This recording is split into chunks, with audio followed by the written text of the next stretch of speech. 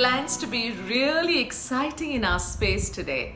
Mind Your Health Staying Well with RJ Keisha today is going to delve into the subconscious mind, a really mysterious place, but so many answers to questions that we've always wanted answered will be answered well over time when we put in the work, the self-work. To understand more, we're going to invite our guest today who's pretty amazing. He is somebody who has actually hosted a show on DD Sayadri that is about the mind.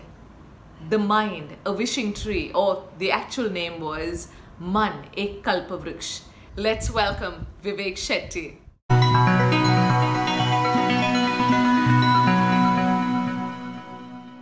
Today we have somebody who's spent many years on different forms of communication. But one that really stands out is the kind of self-work that he's done. And he is a life coach and a yogi with specialization in life sciences and mystic knowledge. It's wonderful to have with us Viveck Shettyy. Thank you so much for joining us today. Thank you so much, Keisha. It's an absolute pleasure. How is it that we can find wellness or healing from the subconscious mind? So first and foremost, before we go into the analytics, the mechanics, and the dynamics of the subconscious mind, it is very important to have absolute clarity in the understanding of what do we mean when we use the term subconscious mind. I'm going to do a 10-second experiment with Keisha. So for 10 seconds, with your eyes closed, I don't want you to think of a black elephant. Now, you might have realized among the first few things that came to your mind was a black elephant. I tried not to, but it was very difficult. Yeah.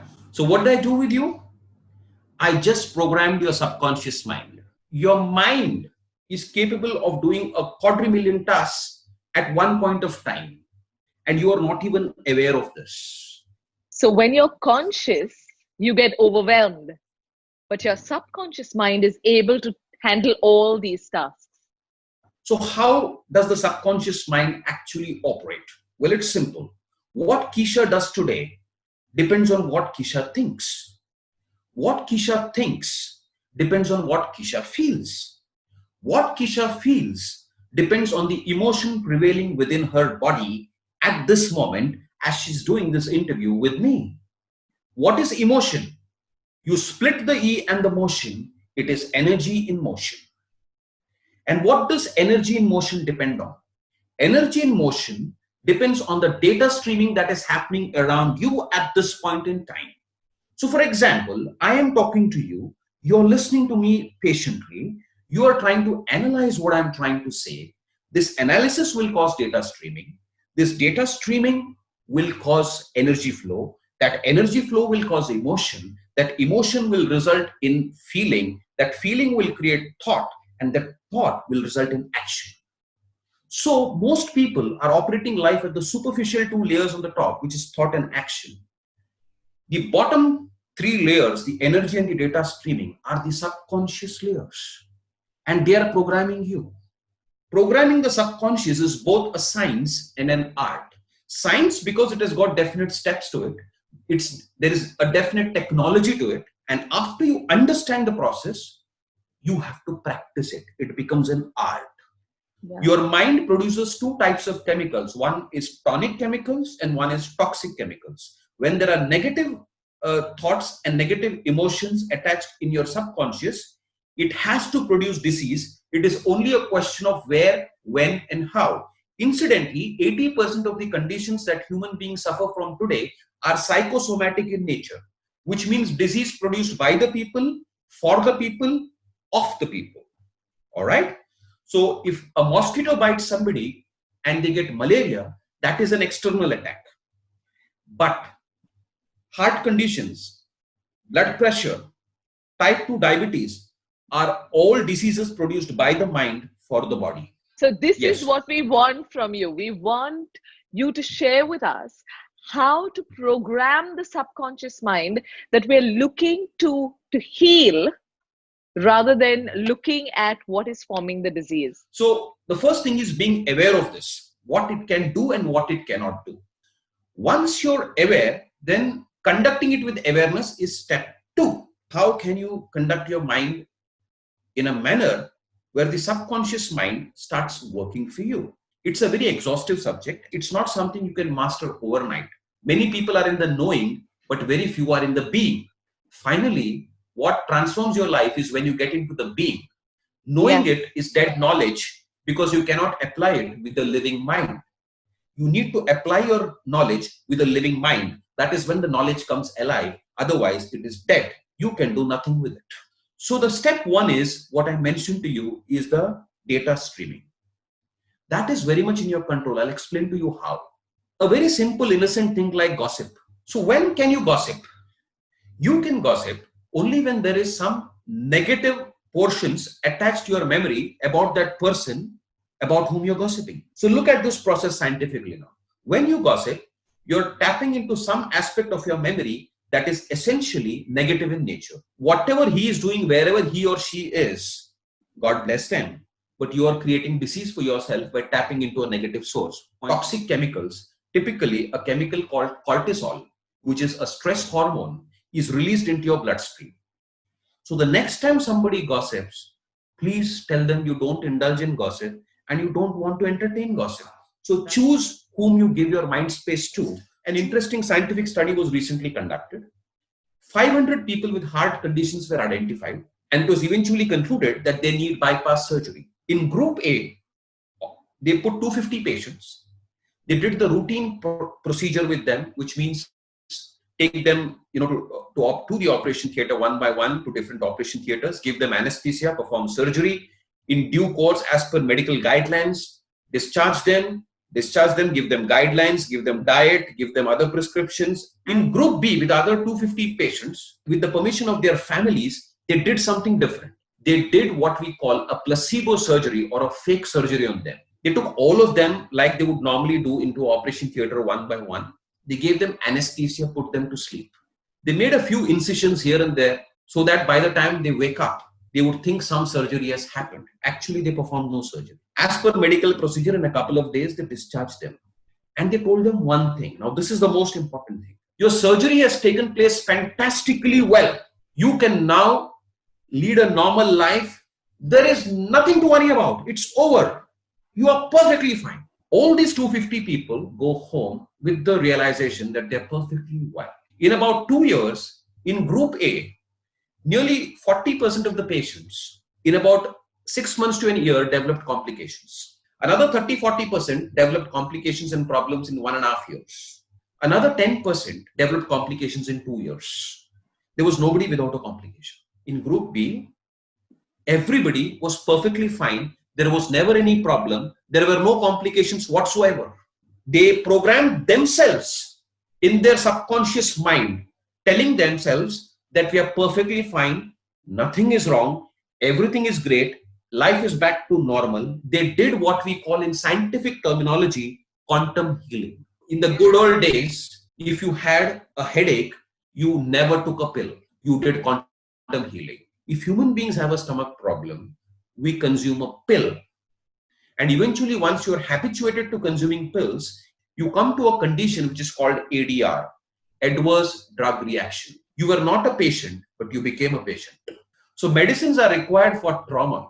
God forbid if somebody has an accident, no amount of talking by Viveck Shettyy or Keisha is going to do anything to him or her. It is trauma. But 80% of the conditions that we suffer from are psychosomatic in nature. It is not trauma. It is disease which you have created for yourself from the inside.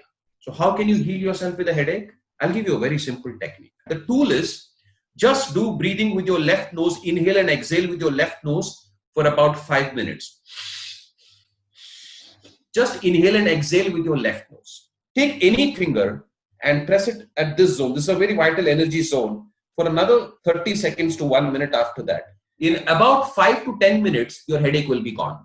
So what can we do besides the data streaming to work on our subconscious mind? The mind needs a vehicle to move. That vehicle is breath. Now, nobody can plant anything in your subconscious just like that. You gain active control of your subconscious because 96 or 98% of your decisions most of the time are taken by your subconscious without you even realizing it. You're actually on autopilot. You are programmed. I don't know how much of control we will really have over our subconscious mind. But what I really understand is that it is a work in progress, that we constantly need to be aware of what is around us that is constantly feeding us, the data streaming, like you so clearly put it. And then, of course, the mind and the vehicle, breath. Can you teach us one breathing technique that we can take back into our lives?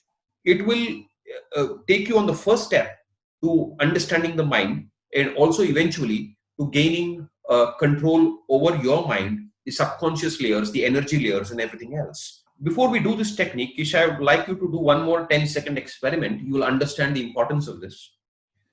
Keep your hands in this position, fingers closed, tight together, hands in this position. Take a deep breath. Keep your eyes open. It's okay. It's okay. Keep your eyes open. Take a deep breath. Observe from which part of your lung are you breathing. Okay. Do it again and observe from which part of your lungs are you breathing. From where is the breath coming? Okay. Now put your hands this way. All right. And again do the same deep breath. Observe from which part of your lungs your breath is coming.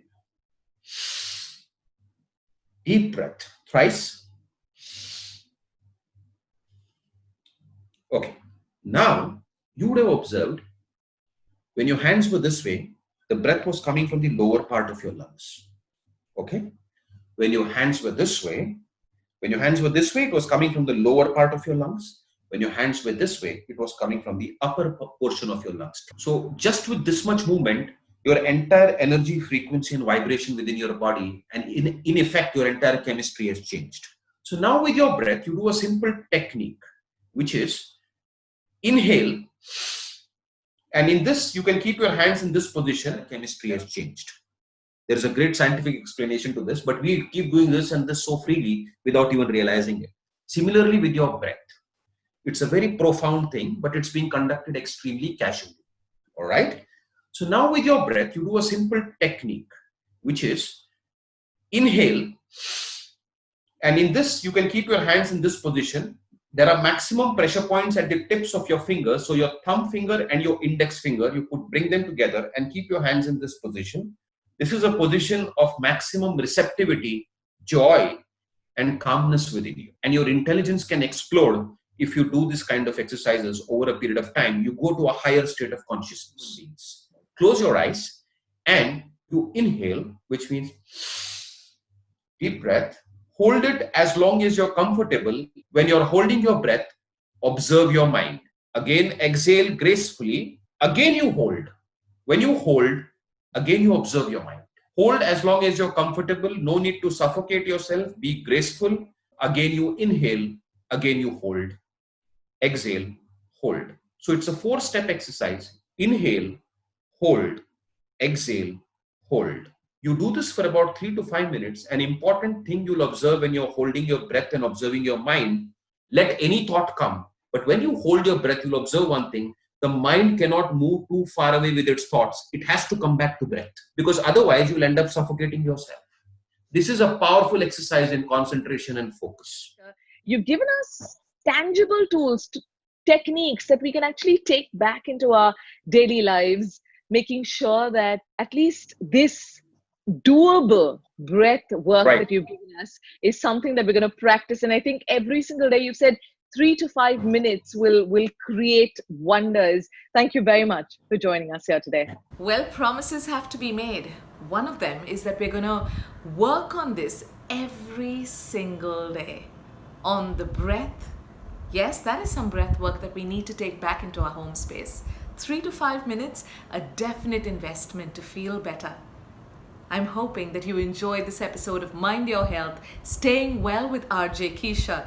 I'm looking forward to you subscribing, making sure that friends and family subscribe, and of course, press that bell button because you want to know when the next episode comes on. Every Monday and Friday, I look forward to connecting with you and connecting you with people who are really working on and with wellness.